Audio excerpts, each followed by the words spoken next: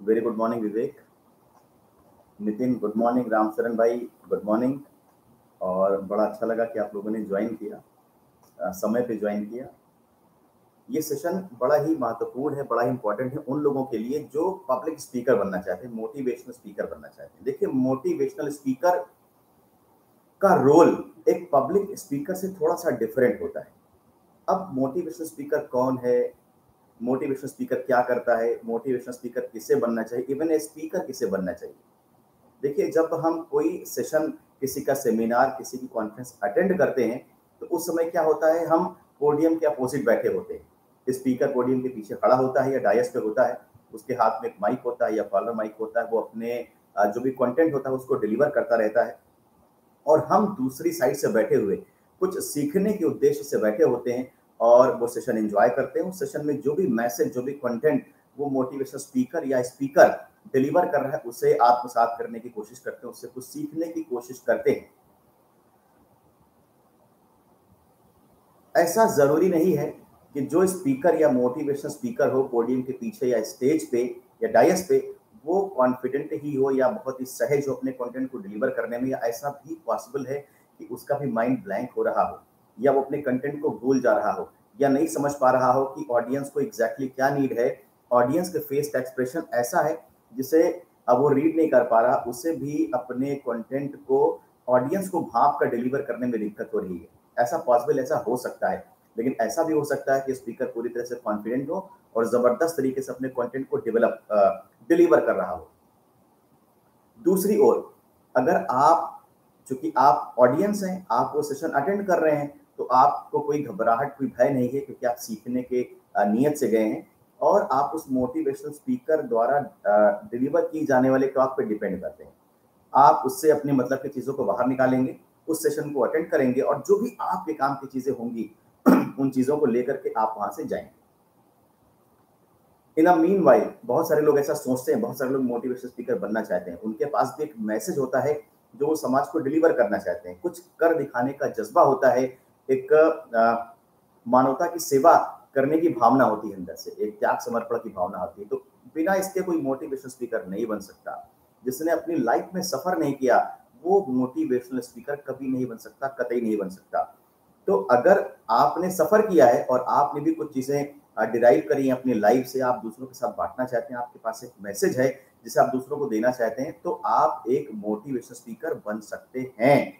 और मैं यकीनन कहूँगा कि आप खुद से एक मोटिवेशनल स्पीकर हैं, बस वो क्राफ्ट्स नहीं है आपके पास, वो स्किल शायद ना हो आपके पास कि किस तरह से जाकर के हम इम्पैक्टफुल स्पीच अपनी डिलीवर करें लोगों के सामने, जिससे लोगों पर अच्छा प्रभाव पड़े। और जो मैसेज, अंडरलाइंग मैसेज था उस स्पीच में, जो डिलीवर करना था लोगों को, वो मैसेज डिलीवर किया जा सके इफेक्टिव तरीके से, जिससे लोगों पर असर पड़े उसका। तो बस वो क्राफ्ट सीखने वाली बात है इस सेशन में जो आज मैं कर रहा हूँ। ये सेशन एक बार में नहीं कंप्लीट होगा, कम से कम 2 सेशन लगेंगे। तो एक सेशन आज होगा, एक सेशन मैं नेक्स्ट संडे को कोशिश करूँगा ऑर्गेनाइज करूँ, जिससे आप लोग अटेंड कर पाएँ और ये पूरा सेशन कंप्लीट हो पाए।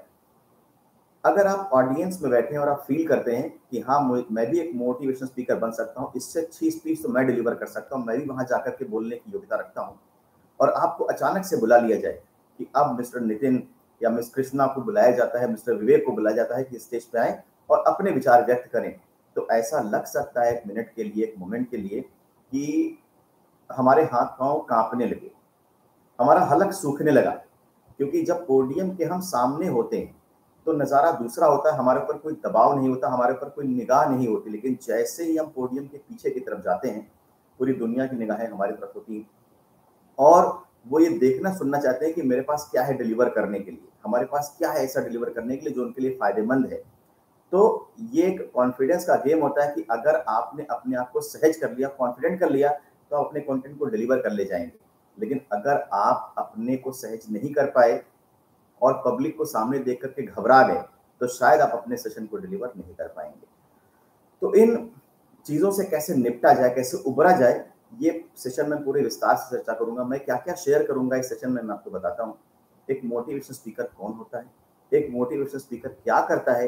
क्या मोटिवेशनल स्पीकिंग को एक करियर के रूप में अपनाया जा सकता है या नहीं अपनाया जा सकता है?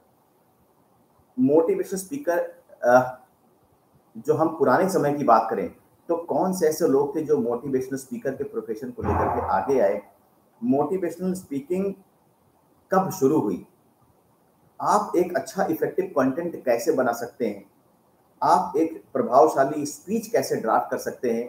किस तरह से लोगों के सामने इम्पैक्टफुली इफेक्टिवली डिलीवर किया जाए और असाइनमेंट्स कैसे हासिल किए जाए? अगर आप मोटिवेशनल स्पीकिंग को एज ए करियर ऑप्शन लेना चाहते हैं, तो इस मोटिवेशनल स्पीकिंग क्या, स्पीकिंग के असाइनमेंट्स कैसे हासिल किए जाएँ?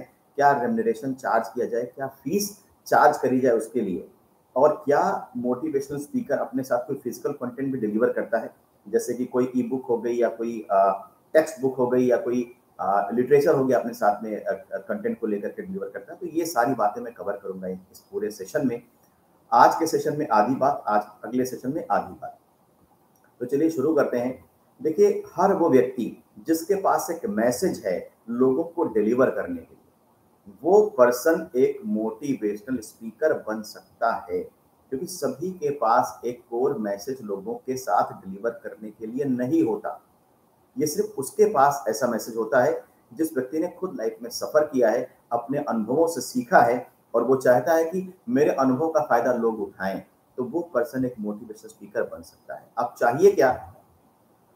एक शानदार कंटेंट को लिखना, ड्राफ्ट करना, एक इम्पैक्टफुल स्पीच को ड्राफ्ट करना, उसको प्रॉपर तरीके से स्ट्रक्चर करना, उसमें ट्रिगर पॉइंट्स डालना। ट्रिगर पॉइंट्स का मतलब होता है ऐसे पॉइंट्स जो एक मोटिवेशनल स्पीकर अपनी स्पीच के बीच में यूज करता है, जिससे लोग और इंस्पायर और मोटिवेट होते हैं, मतलब उनको रोमांचित कर देता है। तो वो ट्रिगर पॉइंट्स होते हैं।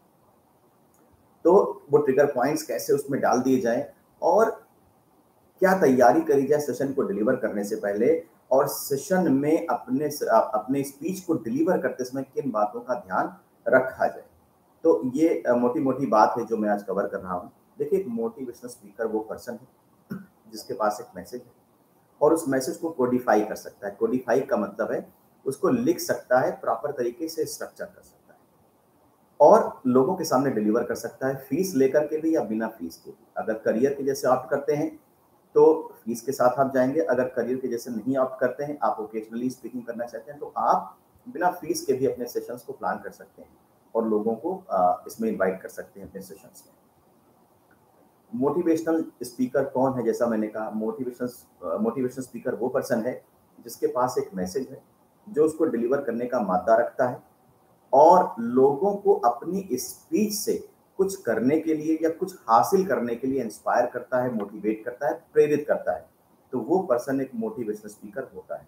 अब आज के ज़माने में क्या हो गया है कि जो एम्प्लॉयर्स होते हैं, वो एम्प्लॉयर्स को बहुत सारा मैसेज अपने एम्प्लॉइज़ के साथ डिलीवर करना होता है, क्योंकि एम्प्लॉई उनकी बहुत सारी बात नहीं मानते, कोड ऑफ कंडक्ट नहीं फॉलो करते कभी-कभी, या फिर जो कॉर्पोरेट पॉलिसी है उनकी, उसे नहीं फॉलो करते, जिस तरह से काम किया जाना चाहिए उस मैनर में नहीं करते, या एंगेजमेंट का अभाव होता है, मोटिवेशन का अभाव होता है, या वो टीम बिल्डिंग की भावना नहीं होती। तो वो कॉर्पोरेट एक मोटिवेशन स्पीकर को हायर करते हैं, उसको अपना अंडरलाइंग ऑब्जेक्टिव बताते हैं कि साहब ये बात डिलीवर होनी है और हम चाहते हैं कि आपके सेशन से ये प्रभाव हमारी कंपनी पर पड़े, हमारे एम्प्लॉइज पर पड़े।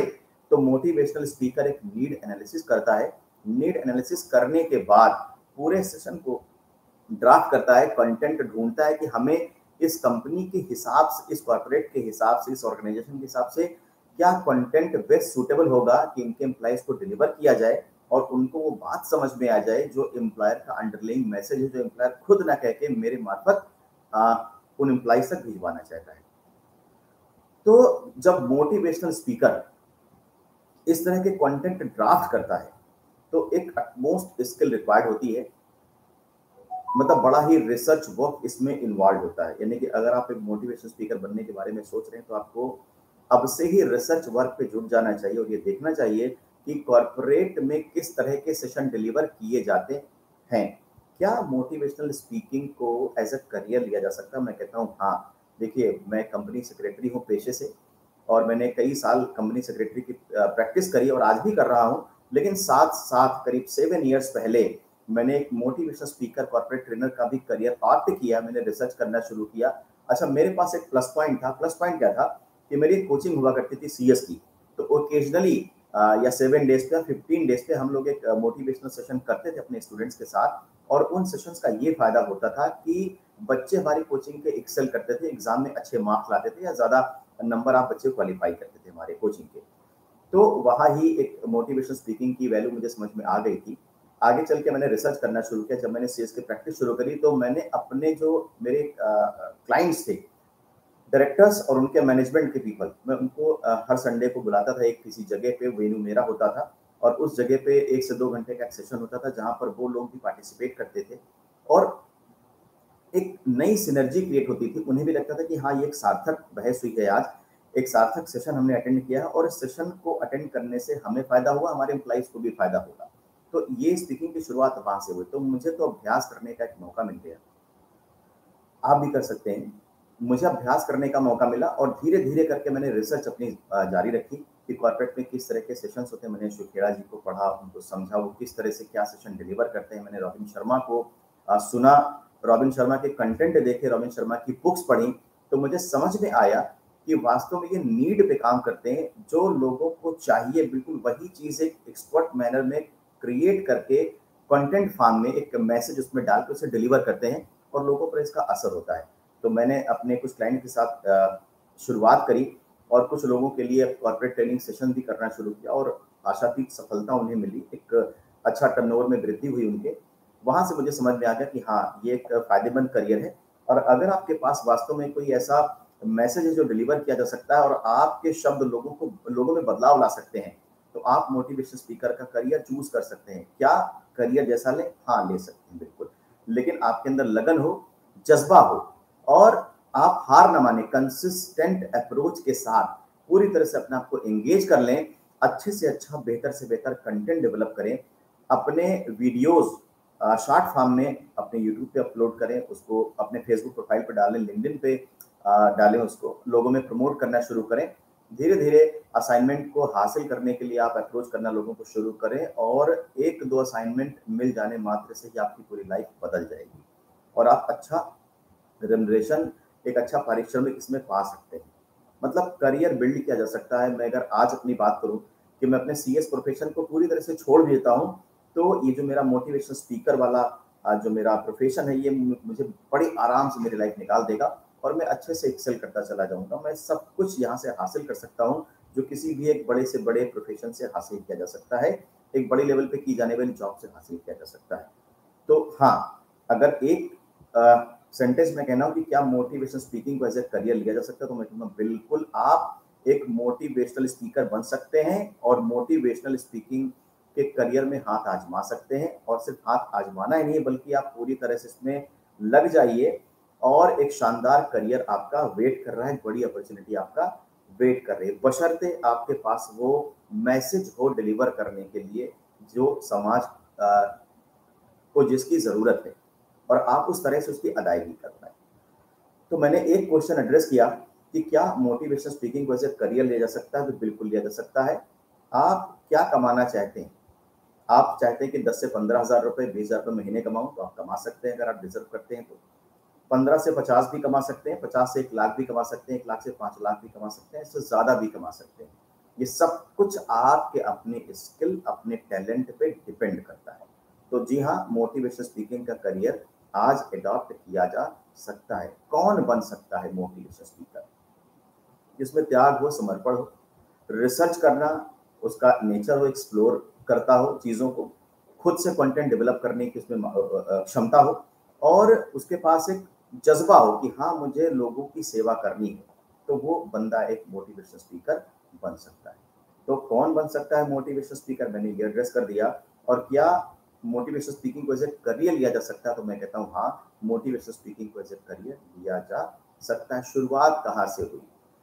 अगर आप पुराने समय में जाएँ, तो आप देखेंगे कि जो भी अलग-अलग धर्मों के प्रीचर्स रहे हैं, जैसे ईसा मसीह को ले लें हम या श्री कृष्ण को ले लें हम, तो उन्होंने जो गीता में उपदेश दिया या ईसा मसीह ने अपने अनुयायियों को जो भी उपदेश दिया या गौतम बुद्ध को ले लें, तो वो लोग किसी मोटिवेशनल स्पीकर से कम नहीं थे, क्योंकि उन्होंने अपने एम्प्लॉइज़ को मोटिवेट किया। देखिए, श्री कृष्ण का अगर एग्ज़ाम्पल लें गीता का, तो जब अर्जुन को उन्होंने उपदेश दिया, तो वो अर्जुन जो उस सेशन को अटेंड करने से पहले अपने धनुष बाण रख चुके थे, उन्होंने अपने धनुष बाण और भी मजबूती से उठाए, पूरा युद्ध लड़ा और जीत हासिल करी। तो मैं कहूँगा कि यस, श्री कृष्ण एक मोटिवेशनल स्पीकर थे। उन्होंने जो गीता थी, जो महाभारत का युद्ध था उन्होंने उसमें एक मोटिवेशनल स्पीकर का रोल प्ले किया। तो ऐसे लोग हैं। आप स्वामी विवेकानंद की अगर बात करें तो वो भी एक मोटिवेशनल स्पीकर थे। अगर आप नेल्सन मंडेला की बात करें, अगर आप अब्राहम लिंकन की बात करें तो दे वर आल्सो मोटिवेशनल स्पीकर। लेकिन अब क्या है कि जो कॉर्पोरेट की नीड हो गई है, कॉर्पोरेट की नीड में पढ़े लिखे लोग, जो लोग एमबीए पास आउट करके आ रहे हैं, वो भी मोटिवेशनल स्पीकिंग का करियर अपना रहे हैं। शिव खेड़ा को मैं कहूंगा कि पितामह थे। अगर इंडिया में बात करें मोटिवेशनल स्पीकिंग की, शिव खेड़ा इसे बहुत आगे ले गए। उन्होंने कुछ बुक्स भी लिखी जो बहुत फेमस हुई और बहुत अच्छी खासी मात्रा में वो बुक्स सेल करी शिव खेड़ा ने। और आप अगर देखेंगे तो शिव खेड़ा के जो सेशंस होते हैं, आप बाकी मोटिवेशनल स्पीकर का अगर मैं नाम लूँ, मैं विवेक बिंद्रा जी का नाम लूँ, मैं सोनू शर्मा का नाम लूँ, मैं सिमरजीत सिंह का नाम लूँ, तो आप इनके एडवर्टीजमेंट शायद ना देखें या यूट्यूब पे देखते होंगे या किसी और लोकल मैगजीन में देख लेंगे इनके एड्स, एडवर्टीजमेंट। लेकिन अगर शिव खेड़ा की बात करूं तो शिव खेड़ा के जो सेशंस होते हैं उसका एडवर्टीजमेंट आपको कहीं लोकल किसी मीडिया पे देखने को नहीं मिलेगा। शिव खेड़ा के एडवर्टीजमेंट कहाँ मिलते हैं? जब आप किसी प्लेन से ट्रेवल करेंगे तो जो प्लेन में मैगजीन्स होती हैं आपको वहां पे शिव खेड़ा जी के एडवर्टीजमेंट्स मिलेंगे, उनके सेशंस के एडवर्टीजमेंट मिलेंगे, क्योंकि एक अच्छी खासी प्राइस वो चार्ज करते हैं, क्योंकि उन्होंने इतना बड़ा रुतबा अपना बना लिया है, इतना ग्लैमर क्रिएट कर लिया है और एक थॉट लीडरशिप मोटिवेशनल स्पीकिंग की फील्ड में उन्होंने एस्टेब्लिश कर ली है कि अब वो अच्छा खासा चार्ज करते हैं और कंपनीज उन्हें पे करने को तैयार है। क्यों? क्योंकि उनके सेशंस के बाद किसी भी कंपनी में उनके एम्प्लॉइज की जो उत्पादन क्षमता, प्रोडक्टिविटी होती है, उसमें सुधार होता है, उसमें एक इन्हेंसमेंट, एक इंक्रीजमेंट देखने को मिलता है। तो अगर मैं शिव खेड़ा जी की बात करूं तो उन्होंने एक बहुत बड़ी छाप छोड़ी है मोटिवेशनल स्पीकिंग के फील्ड में और उन्हें हम पितामह कह सकते हैं। उसके बाद अगर आप देखेंगे तो mister Vivek Bindra motivational speaking को एक नए आयाम में पहुंचा दिया। एक जबरदस्त तरीके से उन्होंने अपने आप की ब्रांडिंग करी। उन्होंने उनकी केस स्टडी अगर करी जाए तो अपने आप में एक बहुत बड़ा मिसाल है कि वास्तव में एक साधारण सा आदमी मोटिवेशनल स्पीकिंग के फील्ड में झंडे गाड़ सकता है, नहीं गाड़ सकता है। उनके कंटेंट को आप देखें तो बड़े रिसर्च कंटेंट होते हैं, जो डिलीवरी का अंदाज होता है बड़ा ही जबरदस्त, एनर्जी से लबरेज, पूरी ताकत से डिलीवर करते हैं अपने सेशन को। और ऐसा नहीं कि जोश में होश गंवाते हैं, जोश होश दोनों का बड़ा अच्छा कॉम्बिनेशन होता है और उनके सेशंस का लोगों पे बहुत अच्छा असर होता है। यहीं पे अगर मैं बात करूं तो संदीप माहेश्वरी कॉलेज गोइंग जो क्राउड है उस पर बहुत खासी पकड़ रखते हैं और बहुत ही उनसे रिलेटेड मुद्दों पे बात करते हैं और अच्छी सलाह देते हैं, अच्छी बातें करते हैं, जिससे यूथ बहुत बड़ी मात्रा में, बहुत बड़ी संख्या में उन्हें फॉलो करता है। संदीप माहेश्वरी को आप सोनू शर्मा का नाम ले या सिमरजीत सिंह का नाम ले, मैं सिमरजीत सिंह का जो डिलीवरी स्टाइल उसका मैं कायल हूँ, बहुत अच्छे तरीके से अपने कंटेंट को डिलीवर करते हैं। आप रॉबिन शर्मा को सुने, आप टोनी रॉबिन्स को सुने। टोनी रॉबिन्स अपने लाइव सेशंस में बैठे बैठे ऑडियंस के ऊपर किसी भी तरह का इमोशनल इफेक्ट क्रिएट कर देते हैं। आप देखेंगे उनकी ऑडियंस रोने लगती है, हंसने लगती है सिर्फ उनके टच करने मात्र से या दो सेंटेंस कहने मात्र से।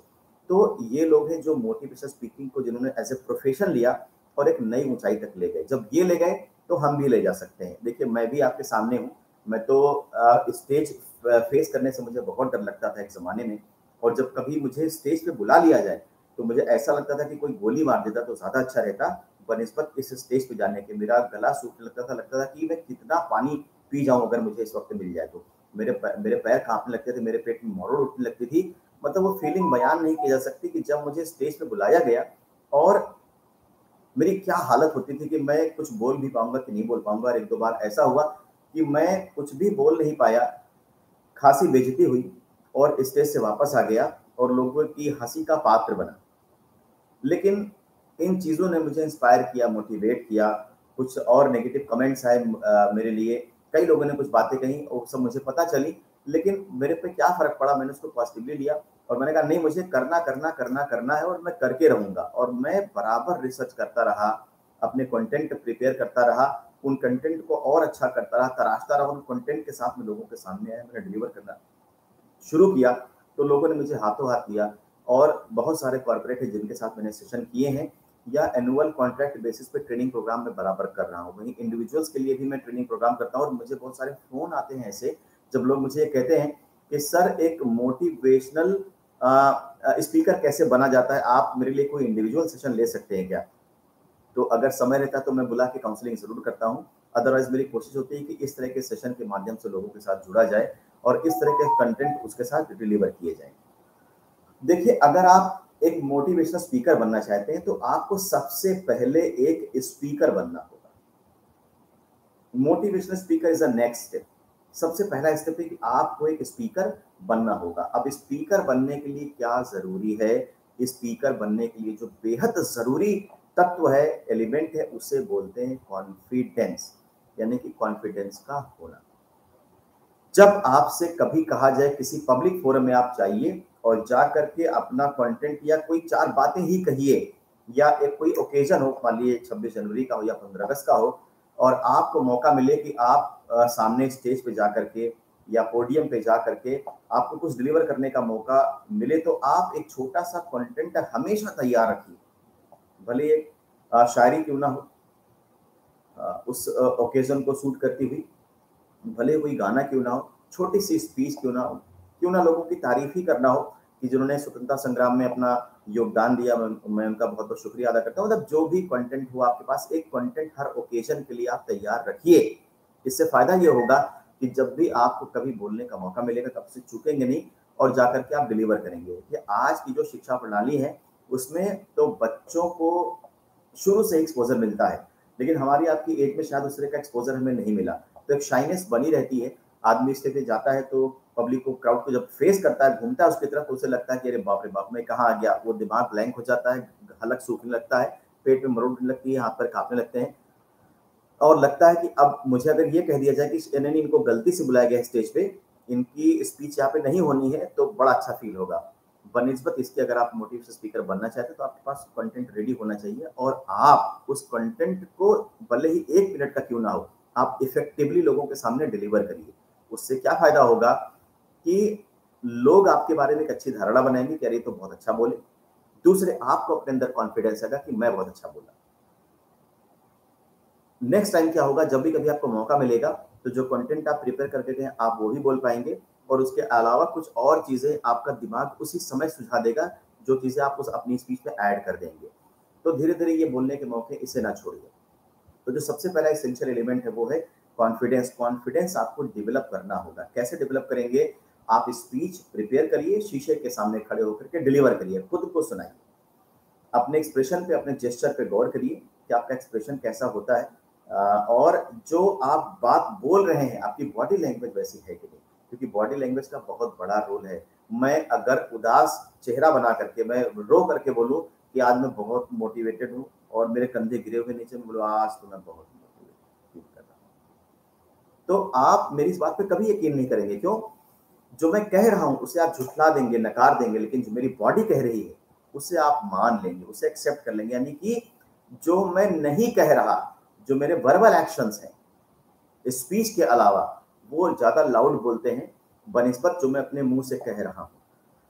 अगर मैं बड़े बहुत ज़बरदस्त तरीके से बोलूँ कि आज मैं मोटिवेटेड नहीं फ़ील कर रहा और मेरी बॉडी लैंग्वेज बड़ी पावरफुल हो, तो लोग समझेंगे नहीं, मोटिवेटेड फ़ील कर रहा है, यानी कि बॉडी लैंग्वेज का बड़ा रोल है। तो जब भी आप शीशे के सामने अपने कंटेंट को डिलीवर करें, तो आप ये ध्यान रखें कि आपकी बॉडी लैंग्वेज जो आप कह रहे हैं, उसके अकॉर्डिंग होनी चाहिए।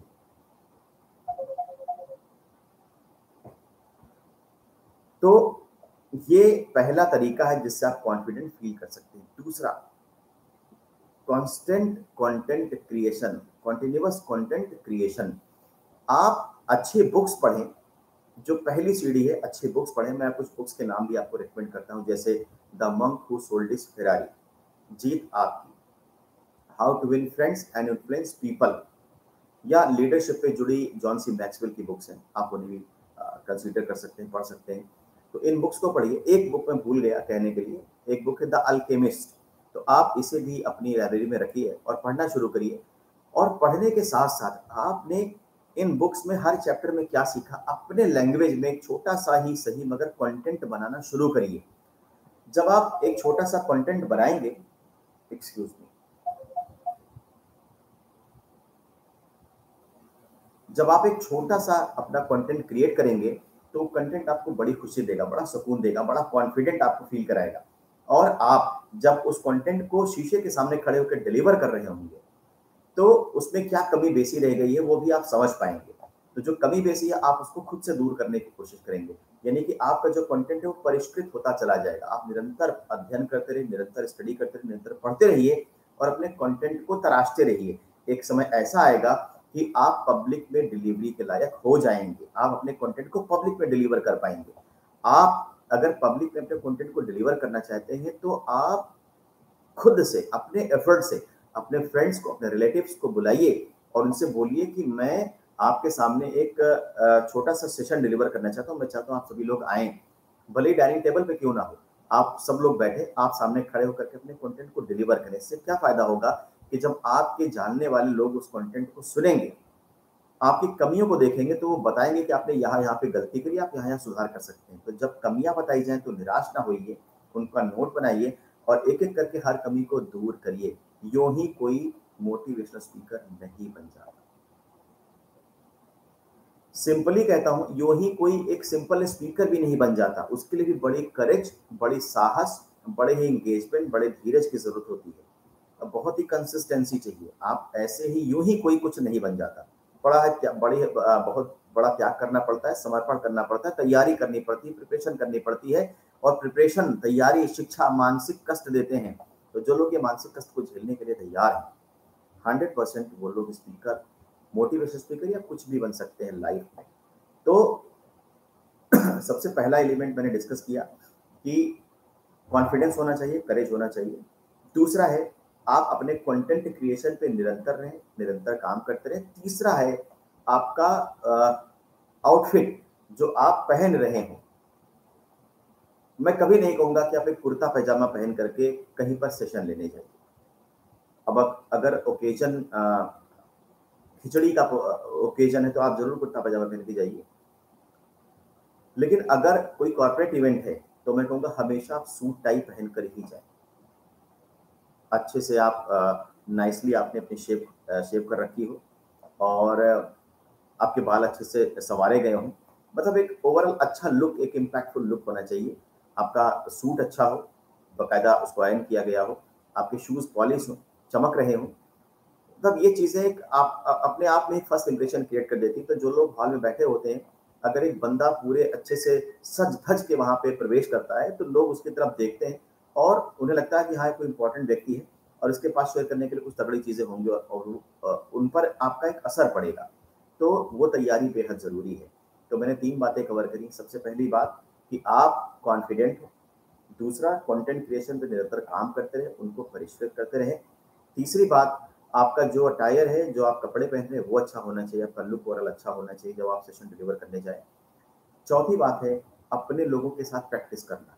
जैसे मैंने कहा था कि भले ही डाइनिंग टेबल से क्यों ना हो, लेकिन कुछ लोगों के सामने आप अपने सेशन को डिलीवर करिए, जिससे आपकी कमियां पता चलेंगी और आपने क्या अच्छाइयाँ थी वो पता चलेगा। तो अपनी खूबियों को तराशिए, निखारिए और जो कमियां हैं उन्हें दूर करने का निरंतर प्रयास करिए। अब जब आप लाइव सेशन पे जाएंगे, जहां सेशन आपको डिलीवर करना है, तो वहां पे बहुत सारी बातें जो आपको ध्यान रखनी होती हैं।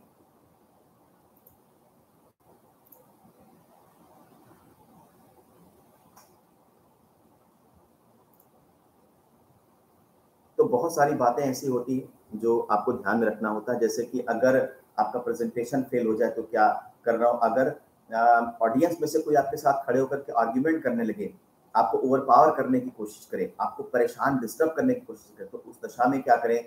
लोग डिसएंगेज दिखाई पड़ रहे हैं। जब आप सेशन ले रहे हैं तो लोग उबासी ले रहे हैं, लोगों को जम्हाई आ रही है, तो उस दशा में क्या करें? लोग अगर हंस रहे हैं आपके कंटेंट पे, आप सीरियस बात कर रहे हो, लोग मुस्कुरा रहे हैं, आपस में कानाफूसी कर रहे हैं, तो वहां पर आपका कॉन्फिडेंस हिल सकता है। तो वहां पर अपने कॉन्फिडेंस, इम्पैक्टफुल कंटेंट कैसे डिलीवर करके आए। तो दोस्तों, नेक्स्ट सेशन मेरा इसी पे रहेगा कि हम एक इफेक्टिव कंटेंट कैसे क्रिएट करें, एक प्रभावशाली स्पीच कैसे ड्राफ्ट करें और सेशन डिलीवर करने से पहले क्या तैयारी करें, और जब सेशन डिलीवर कर रहे हो तो उस समय हमें किन बातों का ध्यान रखना चाहिए। तो आज का सेशन आप सभी ने ज्वाइन किया, आप सभी का बहुत बहुत शुक्रिया। और नेक्स्ट सेशन में next week, most probably next week में करूंगा, संडे के आसपास। तो मैं चाहूंगा आप सभी लोग उपस्थित रहें और आपके जो दोस्त यार हैं उन्हें भी साथ में लेकर के आइए, क्योंकि बड़े काम का सेशन है। स्पीकर बन गए तो कॉन्फिडेंस आएगा। और पब्लिक स्पीकिंग एक ऐसी स्किल है, एक ऐसी आर्ट है जो आपको लाइफ में बहुत आगे ले जा सकती है। तो इस पर कमांड होना बहुत ज़रूरी है और हर आदमी को इसे सीखना चाहिए। तो दोस्तों इसी चीज़ को आगे बढ़ाने के लिए मैंने ये सेशन किया है। इस सेशन का कोई चार्ज नहीं है, फ्री वेबिनार था, आपने अटेंड किया। अगर आपको अच्छा लगा हो तो जब भी सेशन मैं क्लोज कर दूंगा तो आप कमेंट बॉक्स में ज़रूर लिख के बताइएगा कि ये सेशन कैसा लगा। और नेक्स्ट सेशन जो इसका सेकेंड पार्ट होगा, मैं नेक्स्ट वीक में इसको ऑर्गेनाइज करूंगा। और तब तक के लिए all the best, bye bye, thank you so much for attending this session.